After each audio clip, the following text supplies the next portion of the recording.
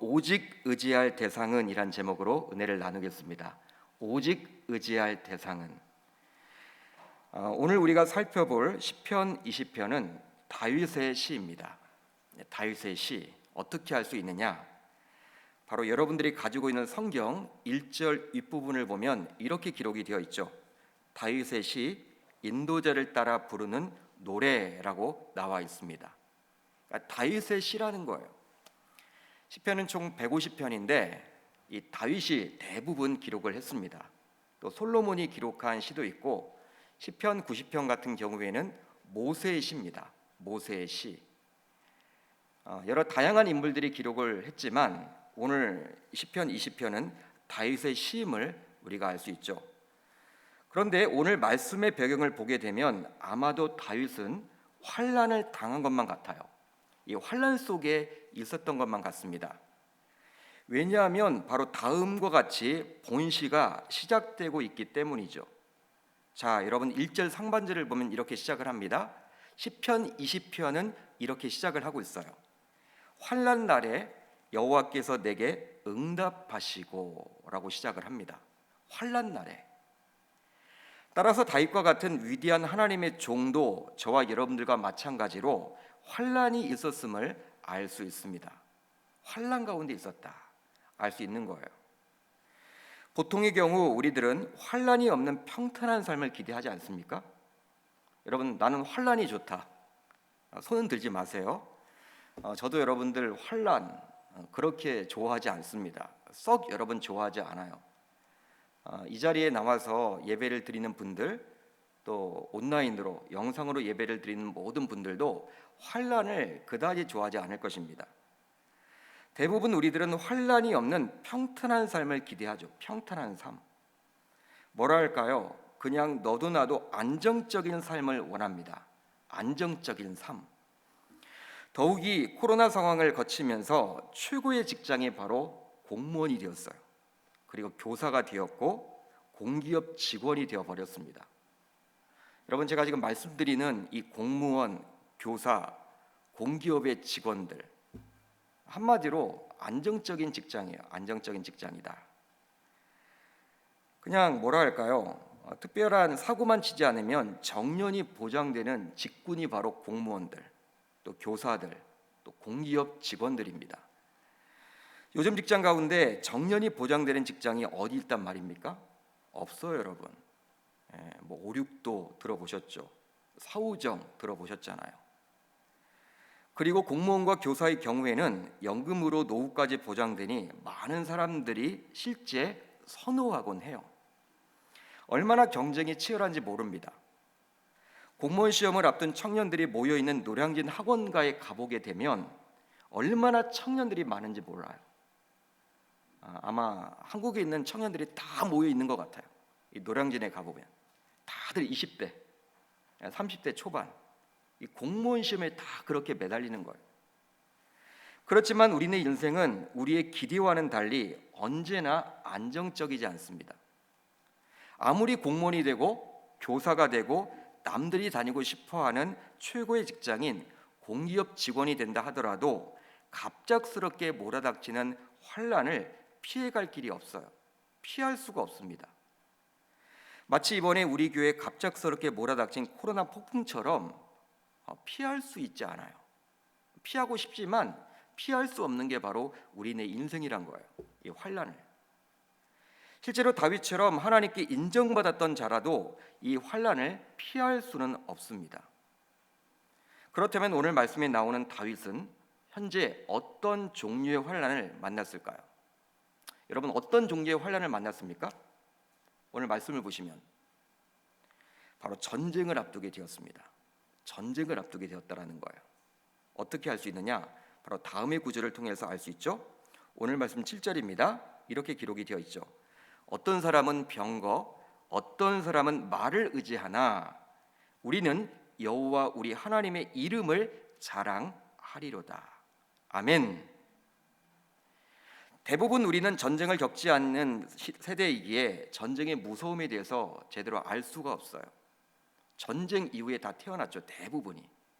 그렇기 때문에 실제 이 전쟁이 얼마나 무섭고 끔찍한 일인지 제대로 알지를 못합니다. 그러나 전쟁에 참전했거나 전쟁을 겪었던 세대 이야기를 듣고 있노라면 전쟁은 말 그대로 개인의 위기를 넘어서 국가적인 위기임에는 틀림이 없어요. 개인이 아무리 잘 살려고 해도요, 전쟁이 일어나 버리면요 잘 살 수가 없습니다. 전쟁, 우리나라는 지금 분단 국가잖아요. 그러니까 해외에서 보게 되면 이 한반도가 대단히 위험한 곳이라 그래요. 위험한 곳이다. 우리는 그걸 못 느끼고 살아가죠. 우리들은 보통 못 느낀단 말이에요. 이 서울에서 50km에서 60km 북쪽으로 가게 되면 재래식 무기로 또 핵으로 무장한 이 북한이 있지 않습니까? 어떻게 될지 몰라요, 여러분. 전쟁이 일어날 수도 있는데 우리는 전혀 느끼지 않고 살아가고 있죠. 그러니까 외국에서는 한반도 예전에 미사일을 자꾸 이렇게 북한에서 쏘아댔잖아요. 그럴 때 전쟁이 일어날 것 같다. 막 그렇게 한국에 들어가지 말라고, 여행 가지 말라고 그렇게 이야기할 정도로 대단히 위험한 곳이 바로 이 한반도라고 합니다. 우리들은 보통 느끼지 못하고 있는 것이죠.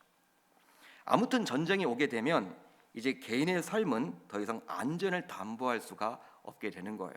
그만큼 무서운 것이 바로 전쟁입니다.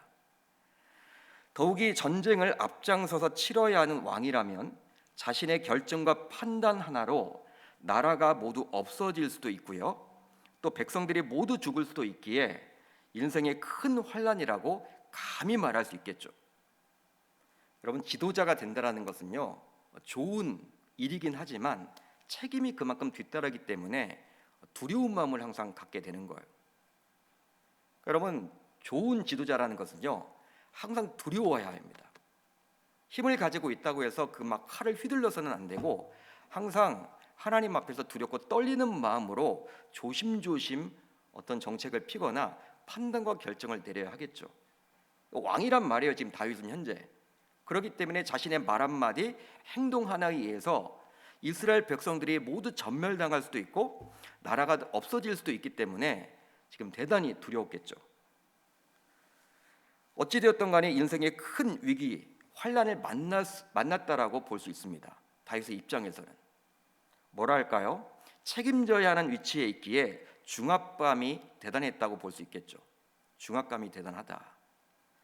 그러기에 보통의 경우 대부분의 왕들은 이러한 전쟁을 겪게 되면 병기를 점검하고 또 군사들을 모으고 말을 모으는데 시간을 할애할 거예요. 왜? 여러분, 전쟁이 벌어졌는데 병기 점검해야 되겠죠. 군사를 모집해야 되겠죠. 또 말을 모으는데 시간을 들여야만 합니다. 바로 전쟁의 승패가 병거와 말의 숫자에 달려 있기 때문이죠. 여러분, 군대 나가서 싸워야 하면 무기가 좋아야 되잖아요. 또 군사들이 있어야만 하잖아요. 근데 그런데 시간을 보낼 거란 말이죠. 왜? 두려운 마음에, 전쟁에서 이기고 싶은 마음 때문에. 뭐라 할까요? 동서고금을 떠나서 병거와 말은 전쟁을 할 때 꼭 필요한 요소라고 감히 말할 수 있습니다. 유리하겠죠. 어떤 전쟁을 치르게 될 때 이 병거가 많고 말이 많으면. 그런데 다윗은 왕이었지만 그런 병거와 말을 의지하지 않고 오히려 하나님께 매달립니다. 하나님께 매달려요. 그게 여러분, 저와 여러분들과 다른 점 같아요. 그러니까 감히 7절과 같은 믿음의 고백을 할 수 있었던 것이죠. 우리 7절을 한번 같이 읽어봅니다. 시작. 어떤 사람은 병거, 어떤 사람은 말을 의지하나 우리는 여호와 우리 하나님의 이름을 자랑하리로다. 아멘. 우리는 여호와 우리 하나님의 이름을 어떻게 한다? 자랑하리로다. 그러니까 어떤 사람들은 병거를 의지하고 어떤 사람들은 말을 의존하고 의지하지만 우리들은 그렇게 살지 않겠다. 이 우리 안에는 자신이 포함되어 있는 것이죠. 우리들은 그렇게 살아가면 안 된다. 이스라엘 백성들인 우리들은 그렇게 살아가면 안 된다. 오로지 여호와 하나님의 이름만을 자랑해야 한다. 이렇게 지금 다윗은 이야기하고 있어요. 그렇습니다. 세상의 가치로 보게 되면 다윗의 이런 고백은 부질없는 것처럼 보이기도 하죠. 말이 되지 않는 것처럼 보여져요. 전쟁이 벌어졌는데 병거가 필요하고 또 말이 필요하잖아요. 말을 의존해야 되고 병거에 의존하면 좋을 텐데 다윗은 그렇게 살지 않겠다라고 이야기하기 때문에 여러분, 세상의 가치로 보게 되면 부질없는 것처럼 보이죠. 말도 되지 않은 것처럼 보이죠. 하지만 하나님께서는 대대로 병거와 말에 집착하지 말도록 말씀하셨습니다. 저와 여러분들에게 계속해서 말씀하시는 게 바로 이 말씀이에요. 병거와 말에 집착하지 말아라. 실제로 가나안 정복 전쟁 당시에도 하나님께서는 당시 이스라엘 지도자였던 여호수아에게 다음과 같이 당부를 하셨습니다. 제가 읽어드릴게요. 여호수아 11장 6절. 여호와께서 여호수아에게 이르시되 그들로 말미암아 두려워하지 말라. 내일 이맘때에 내가 그들을 이스라엘 앞에 넘겨주어 몰살시키리니 너는 그들의 말 뒷발의 힘줄을 끊고 그들의 병거를 불사르라 하시니라. 여러분, 어떤 말입니까? 가나안과의 정복 전쟁에서 승리를 거둔 이후에 하나님께서는 가나안 민족에게서 얻게 되는 전리품인 병거를 불사르고 말 뒷발의 힘줄을 끊으라고 여호수아에게 지금 요구하고 있는 거예요. 그럼 구약 시대 때 이제 전쟁을 하게 되면 이제 전리품을 얻잖아요. 전리품. 병거도 얻을 수 있고 상대의 말을 얻을 수 있단 말이에요. 근데 그런 전리품을 제대로 활용만 하면 자신의 여러분 군사력이 되는 것이죠. 자신의 군사가 되는 거잖아. 병거라는 것은요, 지금의 뭐 전차라고 이야기를 하면 돼요. 전차, 뭐 탱크. 상대 탱크를 여러분 내 것으로 만들 수 있잖아요. 말도 마찬가지고 내 것으로 만들면 그만이잖아요. 그러니까 나의 군사력이 커질 거 아니에요. 근데 하나님은 그렇게 하지 말라는 거예요. 어떻게 이야기를 합니까? 전리품인 병거를 불사르고 말 뒷발의 힘줄을 끊으라 라고 여호수아에게 지금 신신당부를 하고 있어요. 그렇다면 왜 하나님께서는 이런 요구를 하셨을까요? 여러분, 이런 요구를 왜 하셨을까? 하나님께서 궁금하지 않으세요? 바로 이스라엘 백성들이 말과 병거보다 하나님을 더 의지하도록 하기 위함이었습니다. 실제로 정복 전쟁을 통해서 얻게 되는 병거, 즉 무기와 말은 있는 그대로 승자의 것으로 둔갑하여 승자의 군사력으로 삼게 되겠죠. 상대 것을 여러분 빼앗아서 자신의 군사력으로 삼을 수 있단 말이에요. 그러게 대부분의 민족이 전쟁을 통해서 상대를 물리친 후 상대의 무기를 전리품으로 취득하여 자신의 군사력으로 그대로 활용을 했습니다. 대부분의 민족이 그리 했어요. 그런데 그러다 보면 아무리 이스라엘 백성이라 하더라도 군사력이 강해지게 될 것이고, 그렇게 되면 결국에는 눈에 보이지 않는 하나님보다는 눈에 보이는 강한 군사력을 의존하게 되겠죠. 사람이란 게 그렇잖아요. 많이 가지게 되면 하나님보다도 그것을 의존하게 되겠죠. 즉 하나님의 선민인 이스라엘 백성이라 하더라도 아브라함의 하나님, 이삭의 하나님, 야곱의 하나님이었던 그 하나님이 지금도 통치해 주시는 이스라엘 백성이라 하더라도 하나님을 의존하기보다는 강한 군사력을 의존하며 살게 될 거예요. 군사력이 많아지게 되면, 무기가 많아지게 되면, 또 말이 많아지게 되면, 병기가 많아지게 되면 그것을 의존하며 살아가게 될 거란 말이에요. 이것을 모를 리가 없는 하나님께서는 이스라엘 백성들이 그리 살지 않도록 하기 위해서 병거를 불사르고 말의 뒷발의 힘줄을 끊으라고 요구하고 있는 것입니다.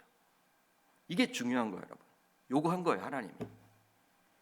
이런 하나님의 마음을 너무나도 잘 알았던 다윗은 그러기에 전쟁을 하게 되었지만 자신은 다른 사람들처럼 말과 병거에 의존하지 않겠노라고 당당하게 고백했던 거예요. 7절 말씀을 통해서. 다윗은 이것을 알았던 것이죠. 하나님이 무엇을 기뻐하시고 어떤 마음을 알았는지를 알았기 때문에 7절의 고백을 당당하게 할 수 있었던 것이죠. 여러분, 이런 다윗의 당당한 고백이 이 시간 저와 여러분들의 동일한 고백이 되어야 할 줄 믿습니다. 바로 우리 인생의 모든 생사화복은 오로지 이 세상의 주관자이신 여호와 하나님의 손에 달려있기 때문이죠. 하나님에게 달려있잖아요. 그래서일까요? 솔로몬은 다음과 같이 고백을 하죠. 시편 127편 1절로 2절 상반절을 보면 이렇게 솔로몬은 이야기를 합니다. 여호와께서 집을 세우지 아니하시면 세우는 자의 수고가 헛되며 여호와께서 성을 지키지 아니하시면 파수꾼의 깨어 있음이 헛되도다. 너희가 일찍이 일어나고 늦게 누우며 수고의 떡을 먹음이 헛되도다. 아무리 우리가 열심히 살아도 하나님께서 개입해 주지 않고 은혜 베풀어 주지 않으면 아무런 소용이 없다라는 거예요. 이루어지지 않는다라는 거예요. 이룰 수 없다라는 거예요.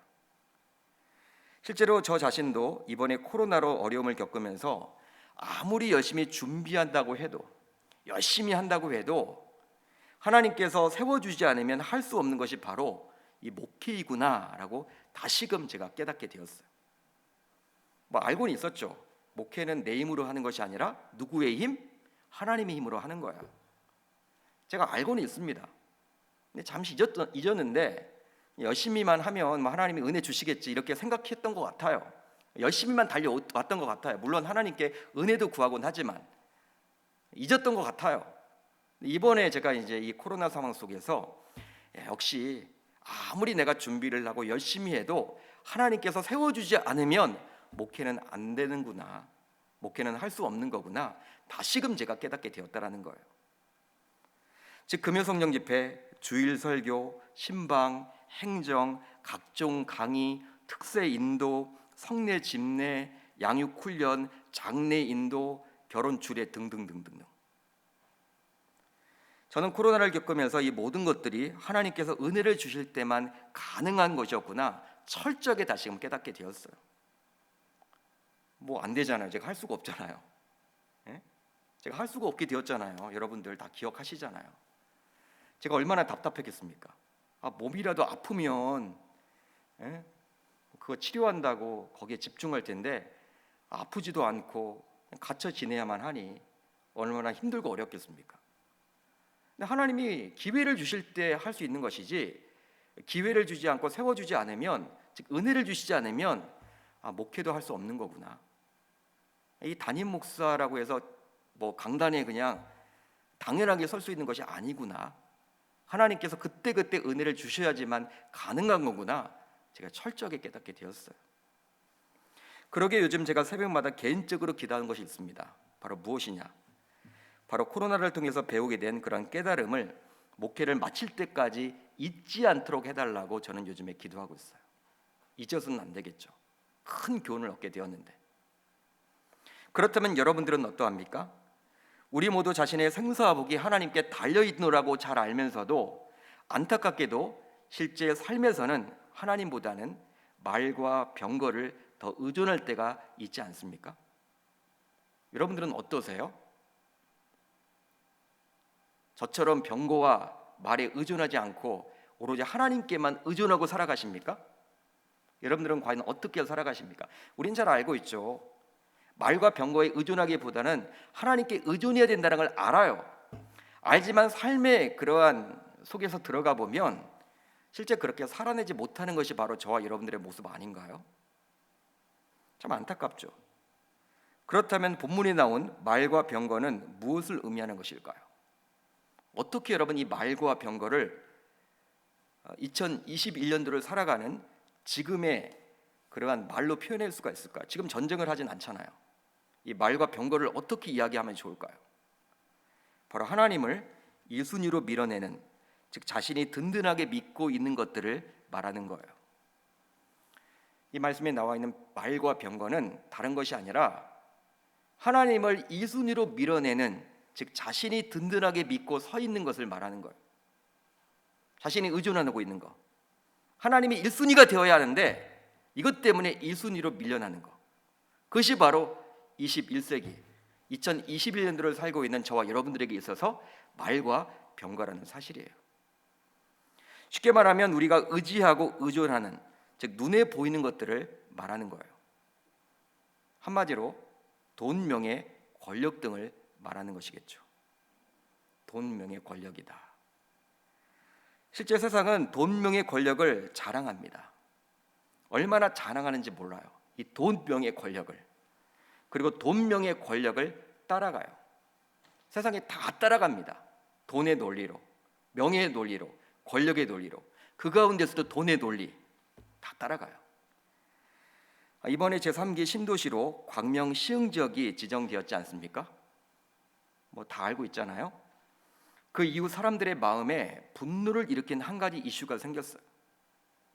바로 LH, 즉 한국토지주택공사 직원들의 부동산 투기입니다.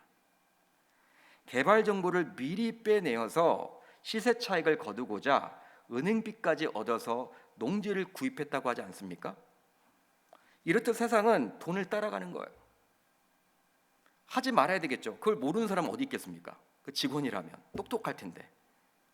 다 여러분 배울 만큼 배웠는데 여러분 해서는 안 되는 선을 넘은 거잖아요. 그럼 뭐예요? 돈의 논리를 따라가기 때문에 그리 하는 거예요. 돈의 유혹을 뿌리칠 수 없는 거예요. 돈을 여러분 의존하는 것이죠. 또 사람들은 권력을 주고자 사람들은 되도록 힘을 가지려 합니다. 이번에 서울시장 재보선에 출마한 유력 정치인들의 면면을 보세요. 모두 국회의원을 몇 번씩은 했잖아요. 몇 번씩이나. 우리 같으면 야 만족하겠다. 뭐 이름 다 알잖아요, 여러분. 그 정도 되면 그 세 분 다 알잖아요. 국회의원을 몇 번씩이나 하고 장관도 지냈고 대통령 선거에 출마까지도 했고 또 이미 시장을 2번씩이나 역임한 분도 또 나와. 그러니까 즉 자꾸 높아지려고 하는 것이죠. 권력은 중독성이 있기에 자꾸 출마를 하는 거예요. 자꾸 출마. 여러분 다른 사람들은요, 야 저 사람 왜 나오나? 나오면 떨어질 텐데. 나오면 떨어질 텐데 국민들은 다 아는데 자기들은 붙을 줄 안대요. 그게 여러분 권력은요, 이렇게 한번 그런 국회의원이나 그런 선거에 출마를 했던 사람들은요, 이 중독성이 있는 것 같아요. 바로 세상은 권력을 의존하기 때문이죠. 또 명예는 어떠합니까? 교회 내에도 명예욕을 가진 사람들이 있죠. 실제 목회자 가운데서도 명예욕을 가진 사람들이 은근히 많습니다. 저도 그것을 위해서 기도하고 있어요. 실제 목회자 가운데서도 명예욕을 가진 사람이 있단 말이에요. 예전에 어떤 목사님, 제가 명함을 받은 적이 있어요. 어떤 목사님. 그런데 그냥 어느 교회 담임 목사 그것으로 여러분 족하면 좋잖아요. 그게 여러분 다 뭐 최고일 텐데 그렇게 하지 않더라고요. 명함을 한 장 받았는데 이분의 명함을 보니 몇 가지 단체장도 역임을 하고 있어요. 단체장도. 글쎄요, 저는 잘 모르겠습니다. 그럼 모든 사역을 감당하면서 과연 목회에 전념할 수 있을지 저는 이해가 잘 되지 않았어요. 저희 현재 입장에서는 모르겠습니다. 저도 나이가 이제 더 들게 되면 그런 명예욕이 생길지 모르겠지만 지금은 아닌 것 같아요. 이런 마음이 은퇴할 때까지 계속 가기를 저는 기도하고 있어요.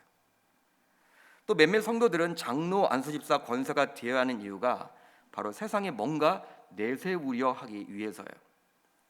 여러분 그런 중직자가 세워지는 것은 바로 교회를 좀 더 잘 섬기기 위해서, 봉사하기 위해서 또 하나님께서 기회를 주신 것인데 어떤 큰 교회 장로가 되고 안수집사가 되고 권사가 되면 여러분 이렇게 좀 드러나잖아요.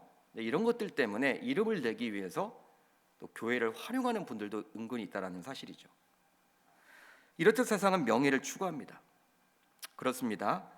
우리가 살아가는 세상은 넉넉한 재산과 높은 지위만 있다면 안정된 삶을 살 수 있다고 자꾸 우리들을 유혹해요. 유혹합니다.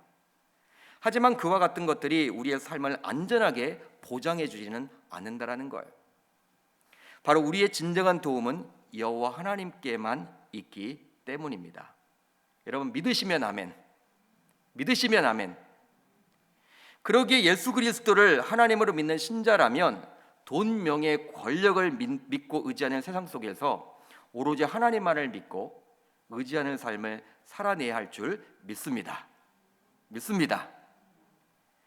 이제 오늘 말씀으로 다시 돌아와서 다윗의 모습을 유심히 살펴보시길 바라요. 다윗의 모습. 원수의 군대가 점점 가까워지는 위기의 순간에 다윗이 찾아간 곳이 있었습니다. 바로 어디냐? 바로 성전이었죠. 자, 20편 2절을 한번 같이 읽습니다. 20편 2절 시작. 성소에서 너를 도와주시고 시온에서 너를 붙드시며. 아멘. 다윗은 병기나 말의 숫자가 아니라 오로지 성전에서 힘을 얻었던 거예요. 세상 사람들처럼 다윗은 그렇게 살지 않았습니다. 여러분 전쟁이 이제 임박했단 말이에요. 원수들이 막 지금 쳐들어옵니다. 그러면 보통의 왕들 같으면, 보통의 사람들 같으면 이 병기나 말이 중요하기 때문에 전쟁을 해야 되니까 그것을 여러분 바라보면서 위로를 받을 텐데, 힘을 얻을 텐데, 다윗은 그렇지 않았다라는 거예요. 오로지 성전에서 힘을 얻었던 거예요. 그 성전에서는 바로 하나님께 예배를 드렸는데요, 예배를 드림으로 다윗은 하나님께서 부어주시는 힘과 위로를 받게 되었던 것이죠. 그렇다면 요즘 우리들은 무엇을 통해서 힘과 위로를 받고 있습니까? 코로나 상황이 지속되면서 힘든 시기를 보내고 있는 요즘, 신자인 우리들은 무엇으로 힘과 위로를 얻어야만 할까요? 실제로 사람들을 편하게 만날 수 없고 실내 스포츠도 즐길 수가 없는 어려운 요즘, 여러분들은 무엇으로 위로를 받고 힘을 얻습니까? 여러분, 무엇으로 위로를 받고 힘을 얻으세요? 요즘 사람도 못 만나고 여행도 마음대로 갈 수도 없고 또 뭐 교회 쉽게 나올 수도 있지 않잖아요.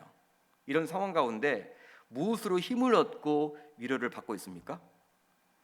바로 오늘 말씀에 나오는 다윗처럼 예배를 통해서 하나님께서 부어주시는 위로와 힘을 얻어야 할 줄 믿습니다.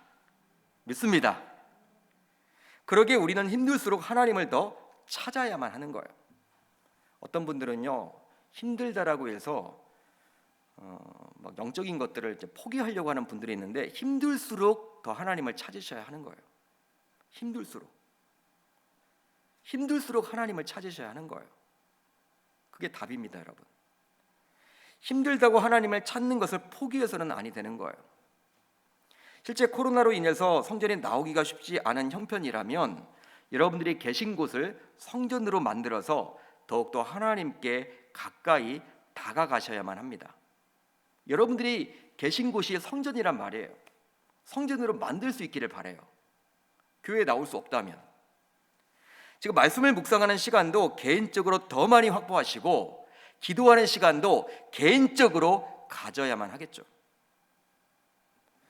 요즘 제가 이렇게 읽었던 책을 한 권 여러분들 소개를 하려고 하는데, 소위 잘 나가는 책입니다. 선한 목자교회의 담임 목사이신 유기성 목사님의 신간이 있습니다. 바로 어떤 책이냐? 1시간 기도라는 책이에요. 1시간 기도.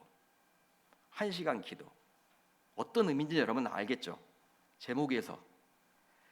이 책에서 목사님은 성도라면 하루에 최소 1시간은 기도해야 된다. 1시간은 기도해야 된다. 이렇게 말씀을 하는 거예요. 목사님은 이 책에서 매일 1시간씩 기도하는 것은 내 마음이 쉬면서 주님으로부터 새 힘을 공급받는 시간입니다 라고 고백을 합니다. 제가 다시 한번 읽어드릴게요. 내 마음이 쉬면서 주님으로부터 새 힘을 공급받는 시간입니다. 물론 어떤 분들은 그리 시간의 분량을 꼭 정해서 기도할 필요가 있느냐, 너무나 율법적이지 않느냐라고 반문할지도 모르겠어요. 그러나 분명한 것은 율법적으로 기도하더라도 기도하지 않는 것보다는 낫다라는 것이죠. 우리는 여러분 너무 율법 따지는데 기도를 안 해요. 율법적으로도 기도하면 좋은데 기도를 안 한단 말이에요. 처음에는 율법적으로, 즉 시간의 분량을 정해서 기도하다 보면 이것이 훈련이 되어서 어느 순간 기도하지 않으면 살 수 없이 됩니다. 이 어느 순간 여러분, 그게 된단 말이에요. 여러분 운동을 이렇게 하시는 분들 이야기 들으면 처음에 여러분 막 몸살을 앓죠? 헬스장 같은 데 가서 이제 운동을 시작할 때 근력을 좀 키워야 되겠다. 뭐 여러 가지 여러분 기구 운동을 이제 막 들잖아요. 역기도 들고 막 턱걸이도 좀 이렇게 매달려서 해보고 하면요, 일주일 동안요 몸이 아파요. 막 근육이 여러분들 막 이렇게 몸살을 앓죠. 근데 어느 순간 여러분 2주 3주 지나면요 이제 헬스장 가지 않으면 막 힘들어. 거기에 여러분 습관이 된 거예요. 가야 돼 가고 싶어. 그런 마음이 생기듯이 기도도 여러분 처음에는 율법적으로 시작하는 거예요. 하다 보면 어느덧 이제 그게 우리의 삶처럼, 습관처럼 익숙해져서 안 하면 이상하게 되는 것이죠. 그런 단계까지 나아가는 게 이 1시간 기도 중요하다라고 용 목사님은 이야기를 합니다. 실제 선한 목적교회 중재직들은 예외 없이 1시간 기도 운동에 동참하고 있다고 그래요. 그래서 그 교회가 부흥하고 있지 않은지 많은 목사님들이 그렇게 생각을 하더라고요. 이렇듯 우리 신자들은 하나님을 통해서 위로와 힘을 얻어야 하기에 하나님을 개인적으로 만날 수 있는 장소와 시간을 반드시 확보해야만 할 줄 믿습니다. 아멘이 적네요. 역시 쉽지 않나 봐요. 그죠? 지금 말씀을 묵상하고 읽고 듣고 암송하고 또 기도하는 시간을 반드시 가져야만 하는 것이죠. 저는 주일에 말씀 듣는 것만으로는 우리의 영적 양식을 채우는데 결핍이 온다라고 개인적으로 생각을 합니다. 주일 말씀 가장 중요하죠. 저도 가장 많은 시간을 거기에 할애합니다. 말씀 준비하는데. 그 다음에 금요 성령 집회. 다 순서가 있죠. 우선순위가 있죠. 그런데 여러분, 주일 그 말씀 대단히 중요하지만 그것만으로 만족해서는 아니 되는 거예요. 영적으로 결핍을 당하게 돼요. 그것만으로 부족하다라는 것이죠. 따라서 이런 금요 성령 집회와 수요 예배와 새벽 기도를 통해서 우리의 영적 양식을 더 풍성하게 채워야만 하는 거예요. 여러분, 실제로 오직 하나님만이 나를 지켜주실 수가 있습니다. 오직 하나님만이 나를 지켜주신다라는 것이죠. 즉 그분만이 오직 나를 안보해 주실 수가 있습니다. 누구보다도 이 사실을 잘 알고 믿는 자가 강한 자죠. 즉 이 사실을 알고 그 무엇보다 하나님께만 의존하는 자가 정말 강한 자입니다. 그런데 놀라운 점은 하나님의 능력은 내가 약할 때 강하게 나타난다라는 거예요. 하나님의 능력은 놀라워요. 내가 약할 때 강하게 나타나요. 따라서 내가 강할 때에는 굳이 하나님이 잘 도와주지 않아요. 내가 강할 때에는. 그러기에 말이 어눌한 모세를 통해서 하나님은 이스라엘 백성들을 구원하셨죠. 그리고 육체의 가시를 가지고 있었던 바울을 통해 이방인들에게 복음을 전하기도 했습니다. 또 정말 인격적으로나 학벌적으로나 형편이 없었던 12 제자들을 통해서 전 세계에 복음을 전하기도 했어요. 따라서 하나님의 능력이 나의 삶 속에서 나타나기를 기대한다면 우리는 세상 사람들처럼 병고와 말을 의지하지 말아야 하겠습니다. 즉 오히려 병거를 불사르고 말의 뒷말 힘줄을 끊어야 할 줄 이 시간 믿습니다. 바로 그럴 때 하나님만을 의지할 수 있기 때문이죠. 그렇게 함으로 언제나 도우시는 그 하나님을 만나게 될 줄 우리 주님의 이름으로 축원합니다. 그렇습니다. 오직 저와 여러분들이 의지할 대상은 여호와 하나님이세요. 그렇다면 이제 그 하나님만을 의지하도록 우리가 아직까지도 붙들고 있는 병거와 말을 이제 스스로 정리해야 될 줄 믿습니다. 따라서 그렇게 하겠노라고 다짐하고 결단하고 돌아가는 계명교회 모든 권속들 다 되시기를 이 시간 우리 주님의 이름으로 축원합니다. 자, 다음의 말씀을 함께 읽고 말씀을 마치도록 하겠습니다. 우리 한번 같이 두 번 읽습니다. 시작. 그릇 여호와를 의지하며 여호와를 의뢰하는 그 사람은 복을 받을 것이라. 아멘. 무릇 여호와를 의지하며 여호와를 의뢰하는 그 사람은 복을 받을 것이라. 하나님의 말씀이에요. 여러분 누구를 의지하겠습니까?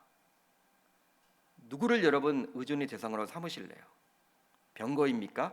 말입니까? 그렇게 살지 않겠노라고 이 시간 다짐하고 돌아갈 수 있기를 우리 주님의 이름으로 축원합니다. 코로나도 힘들고 어려울수록 하나님을 놓쳐서는 안 돼요. 그러니까 하나님의 끈을 붙들고 나아가는 거예요. 저도 여러분 그 치료센터에 들어가 있으면서 다른 것보다도 이제 하나님 말씀 붙들었습니다. 말씀, 기도. 그것밖에 할 수 있는 것이 없었어요. 여러분 그 시간을 어떻게 제가 이겨낼 수 있을까요? 막 불안하고 힘들고 어렵고 막 교회가 궁금하고 연락하기도 쉽지 않고 그러한 어려운 상황 속에서도 하나님 붙들고 나아갈 수밖에 없었어요. 말씀과 기도. 아마 우리 목자님들은 다 아실 거예요. 제가 매일마다 그렇게 정리해가지고 매일 올려드렸어요. 매일 올려드렸습니다. 큐티를. 그러니까 안 할 수가 없는 거예요, 여러분. 바로 여러분 그런 삶이 복된 삶인 거예요. 여러분 힘들고 어렵습니까? 어떤 지금 위기를 만나셨습니까? 환난 가운데 있으십니까? 여러분 무엇에 의존하시겠습니까? 답은 분명하죠. 그렇지만 오늘 말씀 이 다윗의 고백처럼 어떤 이들은 병거와 말을 의존하지만 나는 오로지 여호와 하나님의 이름만을 송축하겠다라는 그의 고백, 저와 여러분들의 고백이 되어야 할 줄 우리 주님의 이름으로 축원합니다.